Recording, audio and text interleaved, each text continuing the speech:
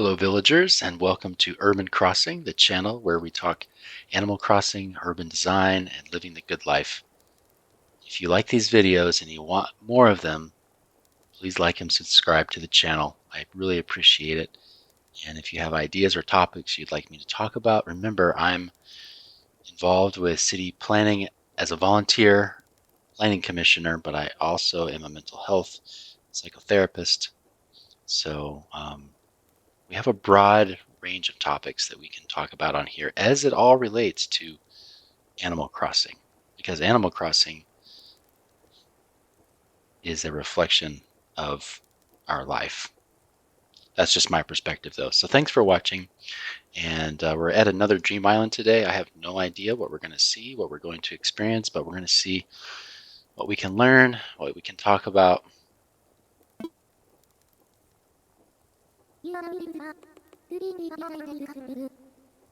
Catzenburg. That's unique.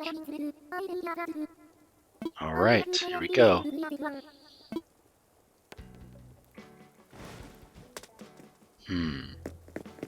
Catzenburg. Oh, it's cats. You know, I may have been to this one before already. Let's see. Let's go to the front here. Oh.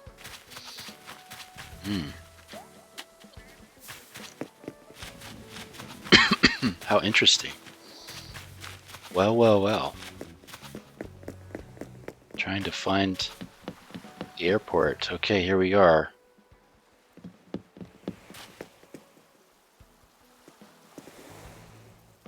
The arrow is telling me where to go. Signage is important.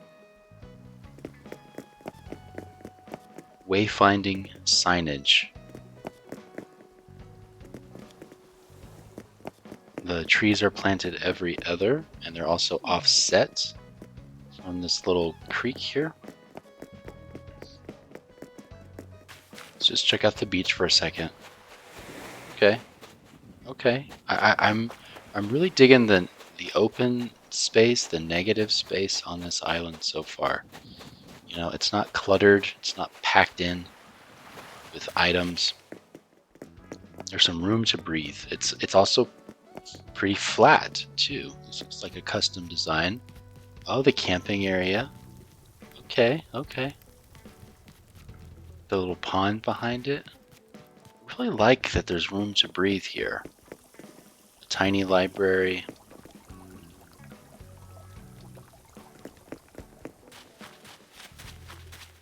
Okay. Yeah. All right, look at this pizza place. You got the brick oven pizzas all lined up together. The pizza menu, pizza pie.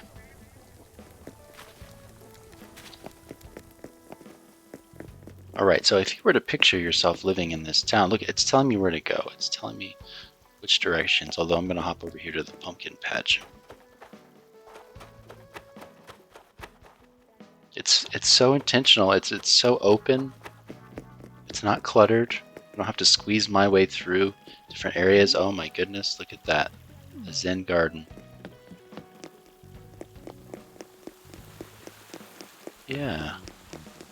You know, this reminds me a lot of Nintendo's Island, which has gotten a lot of criticism because they think it's too basic or something. But, you know, it it is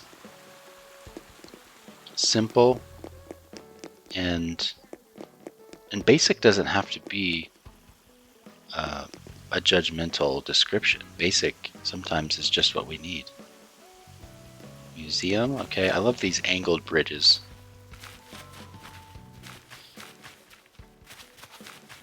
And a little pocket neighborhood of houses. So, okay, all right, let's talk about pocket neighborhoods because we've got one going on right here. Got the shell house, okay. Every every house has its own theme. I'm loving it.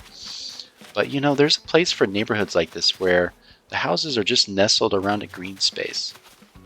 And you know, in Animal Crossing, you can't rotate the houses. They're all facing the same direction. But you know, in a pocket neighborhood, you might see them facing each other around a green space. But I love how, you know, people don't need to have a private front yard or a backyard. It's just all one shared yard. front and back here. And if you've got a bunch of families with kids, they can all just enjoy the green space together, and nobody has to worry about, if you kick a ball over the fence, you have to go get it. And in this case, you can just all play outside together, and it really encourages a sense of community. So I love how they have created this little pocket neighborhood. And I want to look at it on the map here. Look at this. Look, very distinct areas. You have the town, you have the camping space, the museum, and the little pocket neighborhood. It's very intentional. I can see that. And Catzenburg also has a lot of green space up in that northwest area. So we'll check that out here in a little bit. I like that they've kept the beaches pretty natural and clean. The river running through here. There's another house under construction. Okay.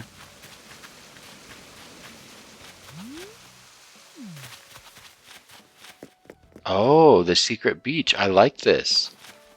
Yeah, so you see how those lights, the lamps there, kind of anchor and define the pathway.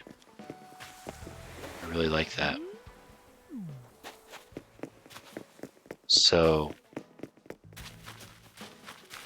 there is so much intentionality here. It may seem simple, but I just love that I'm free to just kind of roam around. It kind of makes me just want to do twirls, in the yard because I can.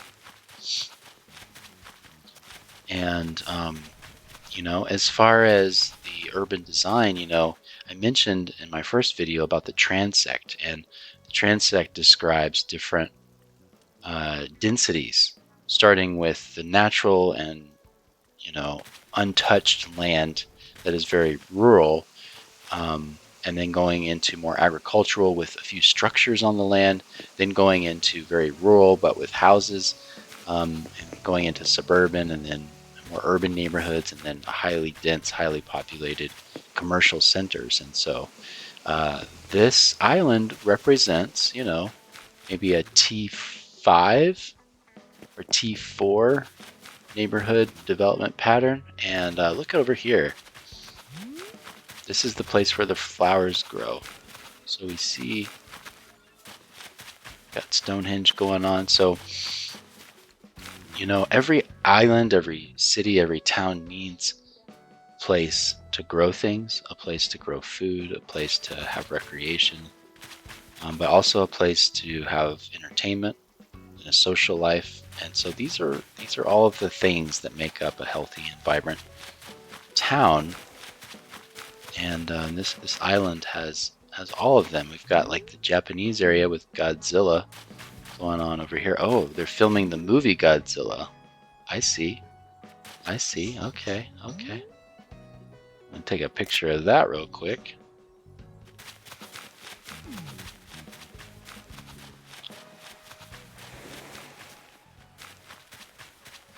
So I don't know. I mean, what do you think of this island? Is it too basic? Does it have enough urban design to make you feel like it's a cozy, walkable place to be? In Animal Crossing, everything's walkable because there are no cars. So that's another thing for us to come to terms with, is that by creating a place with no cars, you almost just can't go wrong, because any environment, no matter how dense it is going to be friendly to human beings. This is in memory of someone. Wow, I have a feeling this person died in real life. Or else, how did they get the picture? Maybe not. Let's hope not. Tulip farm over here. So, I mean, this is very similar to Nintendo's Island, but I tend to think that it's better. It's way better than Nintendo's, but it has that same kind of basic structure to it, which I appreciate. So I do not know where to go here. Look at the map. So, what can we take from this island as it relates to Animal Crossing, urban design, placemaking, living the good life? Got a bunch of money trees over here. The thing that I can see is that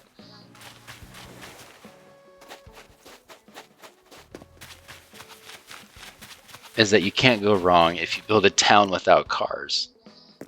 There's almost no way to mess it up. I mean, if you're it's just people friendly all around, no matter what you do. And by not having cars, by not having to have streets, you can just create all kinds of places to meander. And this seems like a really livable community. If I were to imagine this in real life, have any of you imagined, like, what would it be like if we had our island, or any of these islands, in real life? Like, what would that be like? That would be pretty cool. Maybe Nintendo will come up with a theme park and they'll create like an Animal Crossing village like this that you can experience in real life. That would be so cool. So I feel like one of the best things about this island is the wayfinding signage, and it's telling me, it's giving me a way through the island. It's telling me what I need to see, what I need to pay attention to, and that's really helpful. So, in our own cities and towns and neighborhoods that we live in, how important is signage? It's huge. If you're driving past a neighborhood or you're walking through a neighborhood and you see that there's unique signage on the streets and it's telling you about landmarks, it's telling you where to go, it's branded with that neighborhood's identity. That's a really important thing. So, we need more signage in our cities and towns, and it's something that doesn't cost a lot of money but can really make a big difference. What else stands out? I think, no cars, signage, and do I dare say open space? I mean, urban design does not have to be crowded. It doesn't have to be big city. I don't want you to think big city when you think urbanism. It can have some open space. But it's all, this is all on a human scale.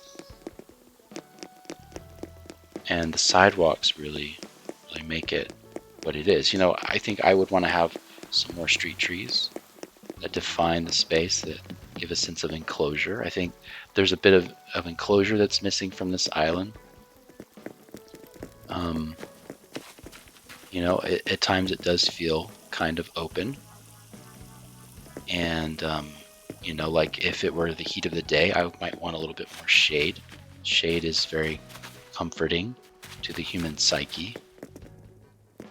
So, I mean, what I can see here, I didn't even go over here. This is like the shopping district. Is that we need to build places without cars. We need to pay attention to like the little things like signage. Make sure that we make it easy for people to get around. And, but then also, my critique or my constructive feedback would be some more trees. You don't have to have a ton of terraforming. Most places in real life don't have like that much topography as it does in Animal Crossing. So, so my takeaways from visiting Catzenburg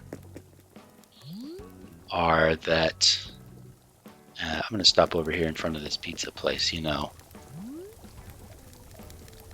Are that basic is not always basic.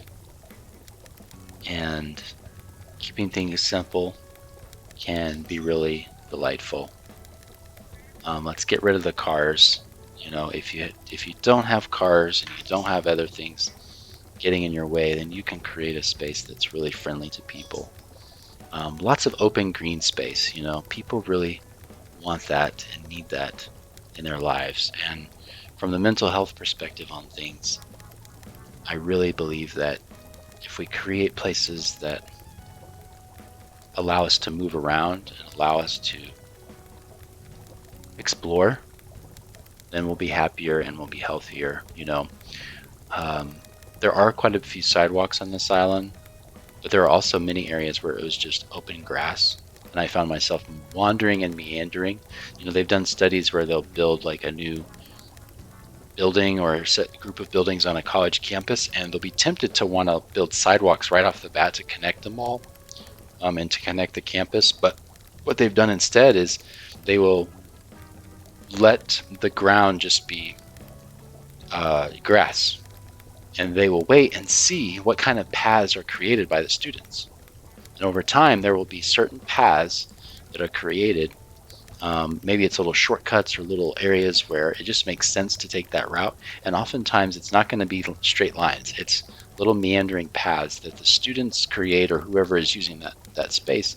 They will create those paths based on their preferences. And over time, that'll be just kind of what emerges as the desired path. And so from that, then they'll go back through and pave the paths according to those preferences. So thank you so much for joining me on this Dream Island tour of Catzenburg. Thank you to the creator of this island for sharing it with us. And I want to encourage you again to like and subscribe. Thanks so much for watching. Until next time, please check out some more of my videos. This is Urban Crossing, and with that, I'll leave you to it.